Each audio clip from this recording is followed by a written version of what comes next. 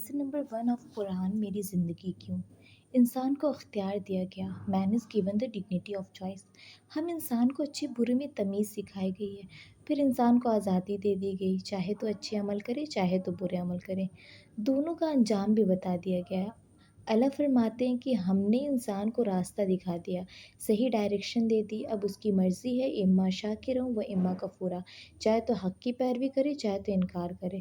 تو جو اس آزادی کا، اس اختیار کا صحیح استعمال کرے گا تو پھر وہ فرشتوں سے بھی بہترین بن جاتا ہے، اور جو اس آزادی کا غلط استعمال کرے تو اس کے بارے میں اللہ فرماتے ہیں اولئک کالانعام بل ھم اضل، یہ لوگ تو جانوروں کی طرح ہیں بلکہ اس سے بھی زیادہ بدتر اور بھٹکے ہوئے ہیں۔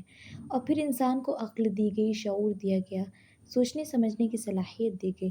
جانور کیا کرتے ہیں؟ صرف اپنی خواہشات کی پیروی کرتے ہیں، کھایا پیا اور سو لیا، خواہشیں پوری ہو گئیں۔ اور انسان بھی عقل اور شعور کے باوجود اگر صرف اپنی خواہشات کی پیروی کرنے والا ہو تو پھر اس میں اور جانور میں کوئی فرق نہیں۔ انسان ہونے سے ہی ہم اشرف المخلوقات نہیں بن جاتے، بلکہ اس آزادی کا، اس چوائس کا صحیح استعمال کرنے سے ہم اشرف المخلوقات بنتے ہیں۔ فرشتوں کی اپنی کوئی مرضی نہیں، سورج چاند ستارے کی اپنی کوئی مرضی نہیں، سمندر پہاڑ کی اپنی کوئی مرضی نہیں، سب اللہ کے حکم کے تابع ہیں۔ لیکن ہمارے پاس کیا ہے؟ آزادی ہے۔